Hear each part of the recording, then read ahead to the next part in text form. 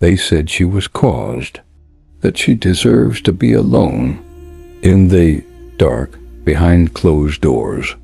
Mississippi Delta, 1962. The air didn't just sit on your skin. It pressed, thick, wet, suffocating, like the land itself was trying to keep secrets buried. Cicadas screamed from the trees. The Yazoo River slid through the dark like something alive, something watching. In the Delta, the past didn't die. It waited. Lydia Harper's house still stood like a ghost that refused to leave. White columns, tall windows with lace curtains that moved even when the wind didn't. Once that house meant power. Now, it was just a cage with pretty walls. Lydia sat by the window, her fingers resting on the cold metal of her wheelchair. 33. Widowed. Forgotten.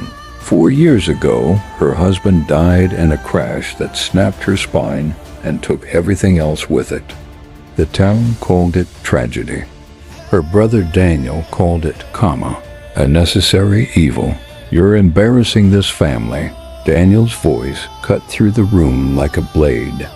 He stood behind her, whiskey thick on his breath, eyes crawling over her like a condemned piece of cloth.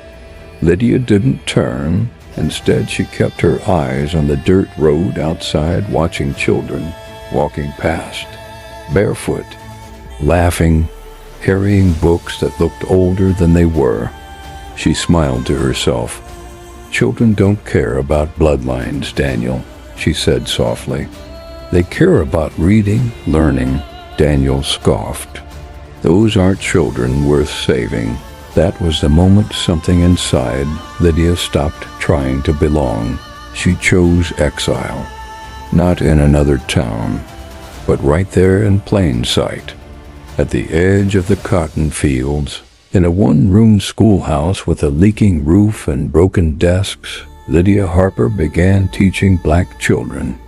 And just like that, doors closed, church pews shifted. Friends sidelined her. Family erased her. Until the night everything changed. The county fair smelled like grease. Music blasts from huge megaphone hung on trees. Sweat of children having fun in the morning sun. Laughter floated through the air, mixing with gospel music and the slow creak of a dying Ferris wheel, turning against a blood-red sky. Lydia was pouring sweet tea when it happened. A shoulder brushed the table. The pitcher tipped. Glass shattered. Tea soaked into the dirt. She flinched, then heard it. A low laugh. Warm, steady, alive. Well, ma'am, that's one way to baptize the ground with nourishment from the scorching heat. Lydia looked up, and for a moment, everything else disappeared. Darius Tate stood there like he had stepped out of a different world. Broad shoulders, calm eyes, skin that held the sun even in fading light. But it was his gaze that held her. Not soft, not hard, just knowing. "I'm sorry," she said quickly. He shook his head. "War taught me worse things than spilled tea. That should have been the end." But it wasn't. Their first real conversation lasted 5 minutes.